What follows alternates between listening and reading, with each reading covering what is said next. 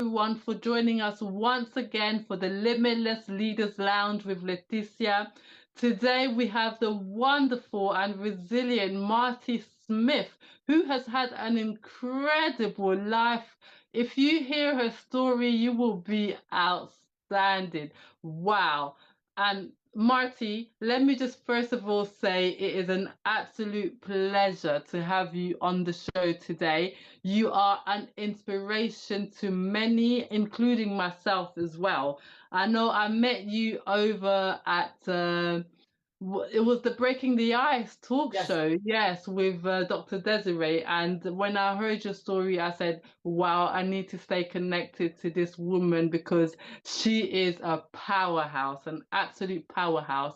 And her story is one of strength, one of tenacity, and the utmost resilience. I mean, what she has had to go through, many people would just break and give up, but she said, no, the spirit that God gave me is one of strength, so I have to keep going. Martie, thank you for being here. So, how are you today? I am very busy, but highly blessed. That's it. That's what I like to hear. Highly blessed. And Martie, just before we get started with the main questions for the interview today, can you just give us a bit about your background? Sure, I am Martie Smith. I was born in Colombia, South America. I've moved 49 times in my lifetime, and I've Wow. been a Jackie of all trades and mistress of none. I'm married to a wonderful man for 42 years, and that is the biggest blessing I can take with me for the rest of my journey, God willing. And it's just awesome to be part of something that I never expected. I never dreamt that I'd be an author. I thought you had to be William Shakespeare. I thought you had to be the literary something of something.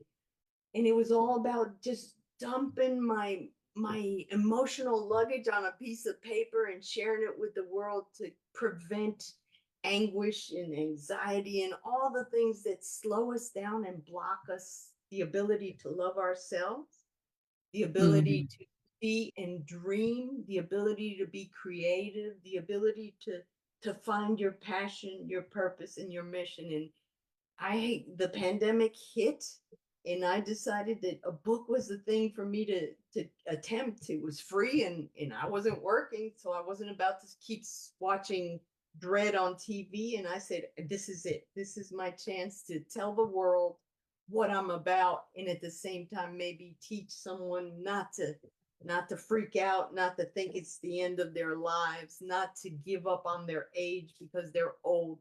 I turned 65 years this no year. way. Yes, and people look at me like, "What?" I said, "Exactly." And this is what discovering your abilities, because you surround yourself with the positive, you surround yourself with the people that dig out of you things, that the treasures that you've been burying under all that emotion, under all that garbage that keeps reminding us of how miserable we were. We carry the past with us, throw it in front of us, and something will trigger, and then Mm, boom, again we're adding more to that garage full of emotion that we never mm, addressed. That mm. ability to just be the victim because someone's got to feel sorry for us, so it might as well be us. Yeah. and So, and that's the mindset that I had. But no, the book was the catharsis, the catalyst to do something incredible. wow. So you sound like, I mean, you haven't told us the details of your upbringing or anything, but it sounds like it was quite a roller coaster. So, what would you then say, Martie, was your turning point? Okay, the shift, that it was a tiny shift, but a shift just the same. When I was 7 years old, I heard, "You were a mistake. We Ooh. didn't plan. We didn't plan, girls. And so I was like, well, what can I do here now?" But back then I was very traumatized by it, and it just stopped me in my tracks. Like, I don't belong anywhere. but I'm going to prove my worth to the world, or maybe not the world, maybe my parents, maybe not my parents, but a 7-year-old can't figure out where they're standing.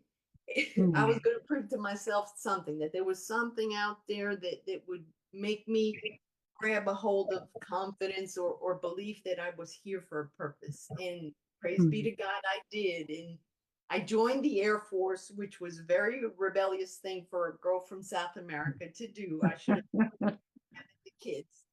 But I wanted independence. And once I got a taste of independence, I was like, oh, this is what I've been craving.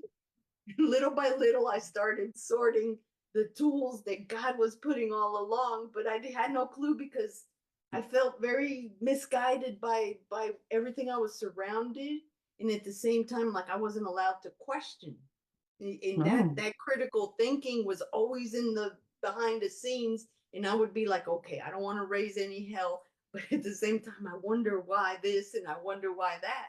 So I was very imaginative and saying, okay, if this place isn't for me, then the next place we go to, and 49 times I got a crack at it, but I finally found my way when I ended up being injured.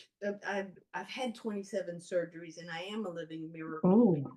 I ended up in a wheelchair and my muscles atrophied with a nerve condition that was like my, I guess my autonomic nervous system just circuited and it didn't want to, my muscles would send a signal.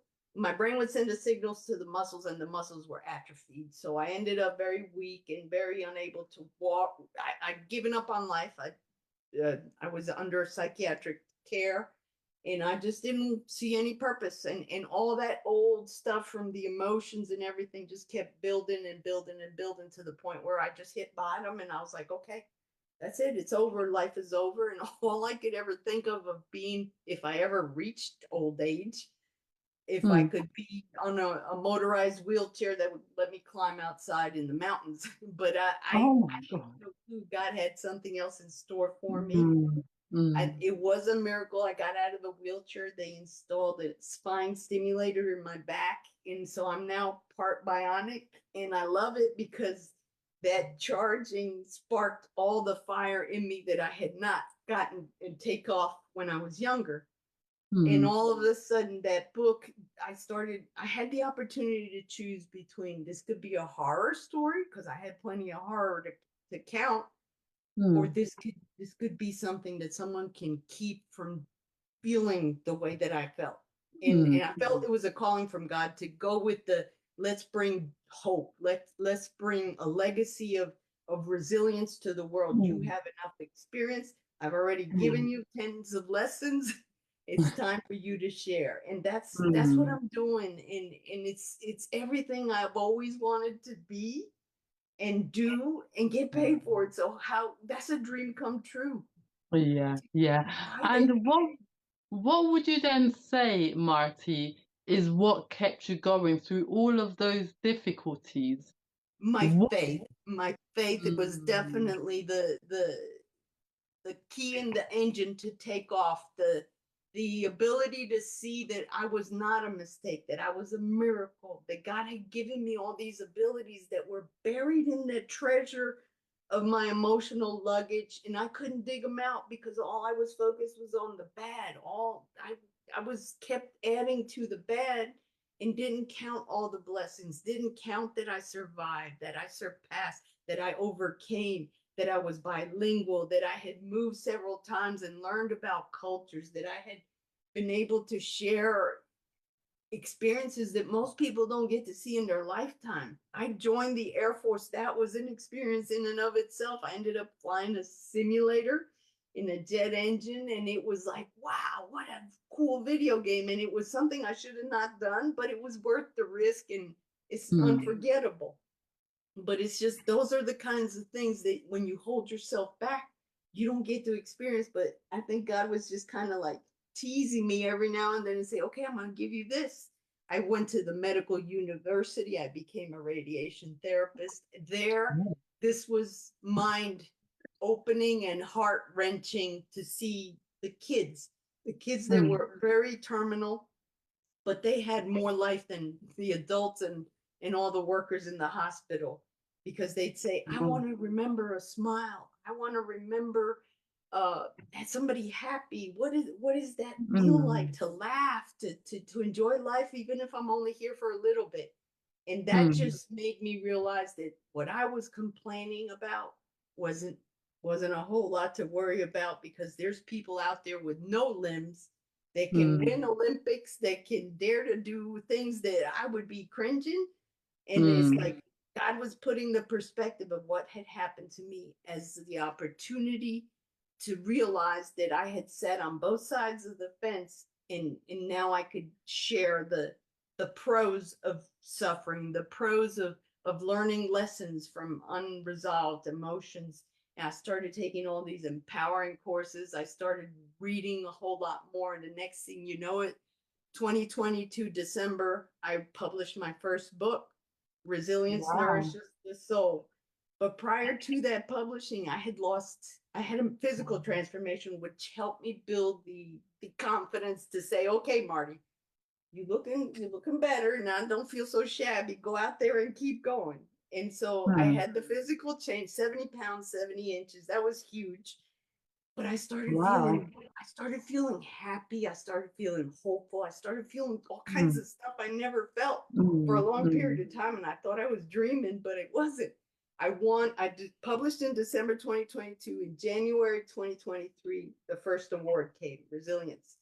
And then 6 months down the line, I got nominated for Women of Hearts. And I was like, wow, God, you're really talking to me now. And I ended up winning that nomination. And I went to England to pick it up. I met some wonderful people that have opened up. And this is where God opened up avenues of opportunities. And how can I have given up is kind of like the end tally. Why would you have given up? Look at all you would have missed. And it's just a constant reminder that we can really do wonders if we get around the right people, if you join the same mindset of wanting to improve yourself daily. We're not perfect, no, but if we polish our everything that leaves those thorns in our side, then we can be more smooth, more adaptable, more resilient, more helpful, more contributed to society. And now more than ever, I wasn't able to have children, but I know God put the children that I needed to have, that nurturing care, because I was a catechist, a Sunday school teacher for 35 years. And I see those children now, and I'm like, wow, I never thought I'd see the fruits of that labor. And it's awesome to see that I have some kind of influence on someone that doesn't belong to me, that I didn't have to have their last name attached to mine to really have impacted their lives. So it's just, whew, it's a lot. It's a lot, but and when you get that much feeling of joy, you just want to pour it out. You just want to share. And that's what my mission is, to pay it forward, to help the youth, to help them be their disruption of rebellion, to do what I've been doing all along. I didn't know what to call it, but it's this disruptive rebel. And I have a new project that I want to share, but I want to keep you from not asking stuff. Well, we will hear about that later, because I certainly want to know about it. And you were just sharing with me earlier as well that you've just got a bestseller. Oh Tell yeah, us a bit that more too. about that book. It's Creative Chaos Warrior. And Wow. it's everything to do with all this misinformation, all these things that just freeze us in our tracks, and we get lost, and we start doubting, and we start fearing, and we don't become or stay confident enough to discern and choose under our thoughts, our virtues, our values, the decision that we need to make wholeheartedly, instead of being influenced by a crowd of people that are in the same rut that you put yourself in, because you haven't found the people that inspire you, because you haven't decided to be bold and daring and a leader in what you are. Every one of us has that opportunity. Everyone.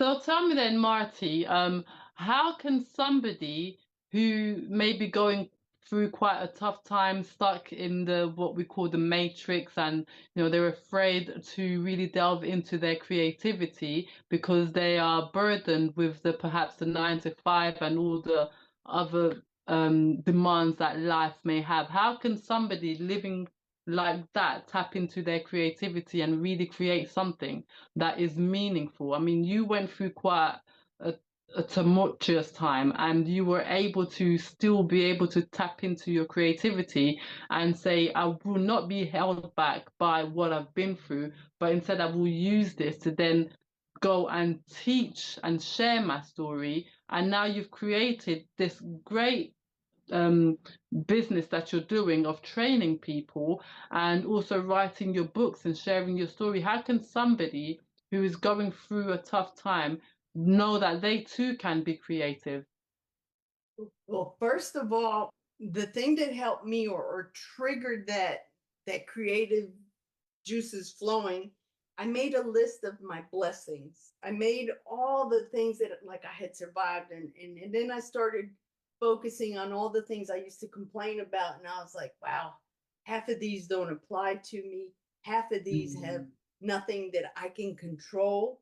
It was all me adding to that luggage, throwing all that misinformation and confusion in front of me where I couldn't see the big picture. So that's where when we see all that commotion in our brain, because our brain wants to shut everything down, protect us, and not really, rock the boat. But when your heart isn't involved, there's that constant struggle between, I don't feel good about this, but I gotta do this. So you start justifying all the missteps that you make, and that's the part that I caught myself doing. Wow, I didn't know. I didn't know that I could just look at the problem and say, okay, what can I do to find a solution? And if I can't find a solution, who can I, refer to help me walk through that path? I've seen Mm. other people, I've heard other people survive a whole lot more. So now it's kind of like self-coaching. Educate your brain to seeing solutions instead of the drama and trauma and all the things that our brain wants to create as, ooh, you don't want to mess with that. Ooh, you don't want to think Mm. about that. Ooh, put that down for later. You'll get to it whenever. But that's why we get sick. That's why we stress. That's why we get headaches. That's why we lose sleep. That's why we don't react to other people. We take it out on them in the way that we really want to react with people, because it's so much of a burden to carry that we can't see. We can't be creative. We can't find solutions. We can't be the very source of that light to shine and discern the truth of what really is happening versus our reality that we supposedly created from the circumstances we live. And I think if everybody did that, we would be in one great state of being. But it's hard to convince people that there's another way, because the ones that have suffered the most are never the ones to see any light. They don't know how to Mm.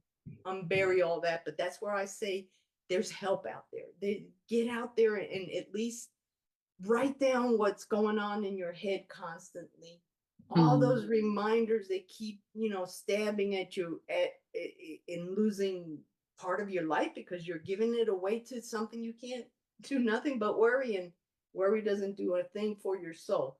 But Mm. Mm. so that's what I recommend. If not, find me and I'll get you started.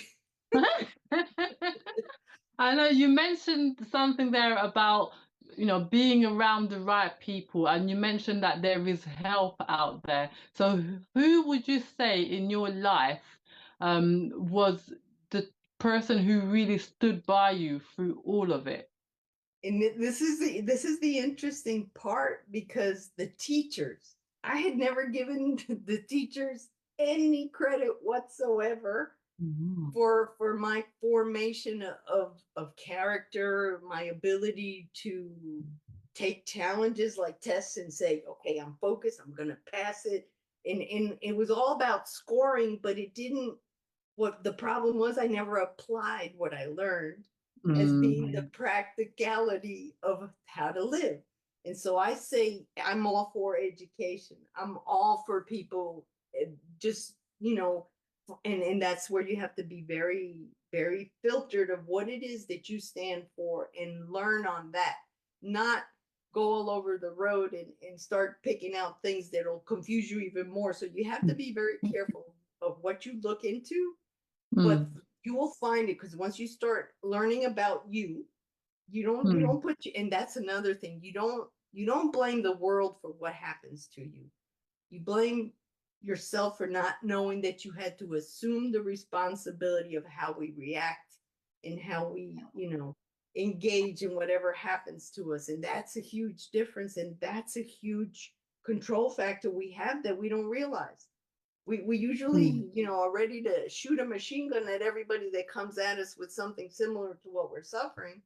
But no, it's more like, okay, I learned something from that.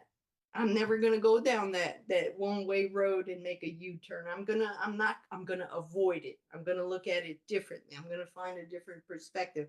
I say be the photographer of your life and change the angles, the zoom, the whatever you're looking at, and really focus on the big picture, the huge picture around you, because you will see, and that's where people start coming at you. You will start believing in yourself, and then you will attract the right source of people, because that's that law of attraction. It's just God has put all the tools that we need to be attractive. Somehow or another, we let them go by the wayside because of what's happened to us. And that's where we need to focus on improving ourselves, but believing in ourselves.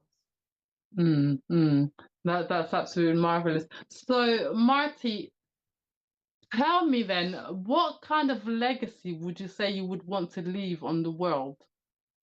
And that's the part about Disruptive Revels. And I'm the co-founder of Disruptive Revels with Deanna Joyce, and we're supporting startups for whatever they need, from the idea that, I have an idea, but I don't know how to start. I don't know who to go to. I can't afford it, whatever. So we're putting like a beta testing program that will bring all the resources to that person and teach them the things that we've all overcome as we've grown into the businesses. And they will gain the platform to put their knowledge, as well as we will share it with the startups. And it's a win-win for everyone. But not only that, at the same time, we're trying to green the earth, and we're actually starting with a project in Africa and looking for land in Uganda to plant self-sufficient units that families will be able to bring back the family values into it. Everybody corroborates for their community by growing their own food, processing their own produce, whatever, but at the same time teaching the very young, from kindergarten up, that you have to believe in yourself. You have to find your passion, your purpose, your mission, your intention for living.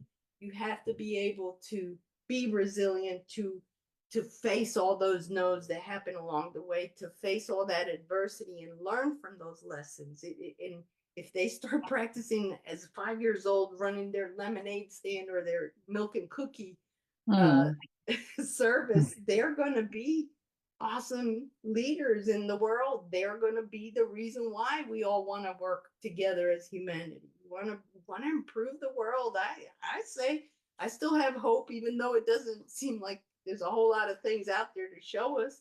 That's not the reason why we should stop. On the contrary, it's more reason to step up to the plate and offer your solutions, offer your ideas, create, and be your own authentic miracle that God created us to be. Wow. I love that sentence, be your own miracle that God created us to be.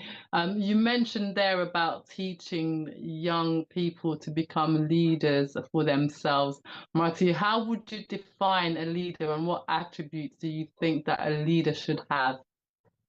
A leader has to be able to carry the individuals, but learn and teach teach themselves. The leader teaches themselves all the variations of character, all the quirks that appear in a crowd, and starts adjusting their, you know, their methodology to making them see what it is that's keeping them from being that leader, or being, you know, erroneous in their thought process, or wanting to not share. You know, it's just like, until you look at the problem and see what it is that's keeping you from doing, that's when you discern, that's when you decide what plan of action to take. So a leader, I think, is always aware of each and everyone's talents. A leader is always aware of each one's weaknesses, but takes those weaknesses and gives them the opportunity to discover an alternative, to discover a solution, to grow, to take all that knowledge and pass it on to the torch of other, you know, generations. It's just, there's so much we could do. It's so much to tell you now, but you know what I'm talking about, and I think everybody can relate to that, and it resonates that we have the little ingredients that each and every one of us have. And just because I'm telling you all this doesn't mean that that's all the solution. When you bring a together, it's so much better because everyone sees it from a different angle, and that's what we have to learn to respect, to admire and inspire, but at the same time be willing to be open-minded and open-hearted to welcome people that aren't sure of themselves, that don't know what, and they might be the geniuses, they might be the Einsteins, they might be Mother Teresa, whoever, whatever. And that's the sad part, is there's so many people out there that are so much more than they think, and they don't know how. So a good leader would be able to pick out the qualities hidden among all that burial of emotion that it shouldn't be. Wow, that's amazing. So just the last final question, Martie, if you were facing your younger self, your 7-year-old self, what would you tell her? Girl, hold on. It's gonna be a bumpy ride, but hold on to God. He will guide you, he will lead you, he will make you thrive. You just have to trust. You just have to believe in yourself and all that he created you to be. Be yourself. Be the best version of you each and every day, better than the day before, and just keep going. Don't stop and don't give up. Wow, wow. Thank you so much, Martie. Well, everyone listening, first and foremost, I'd like to thank you for joining us today and listening to this amazing story by Martie Smith. My apologies, I stumbled on my words there. Her story is one fantastic story. I mean, from being young and being made to feel like she's not good enough and having to move home 49 times in a pursuit to find really her purpose and what really works for her, and then to joining the military, and then from military she was then left disabled for a period of time, and having gone through so many, I think you said 23 reconstructive surgeries. And wow, you are a testament to what miracles are. And to now being this marvelous leader that she is, sharing her story and sharing with others as well how they can better themselves. So it just makes you see that truly limitless is Martie Smith.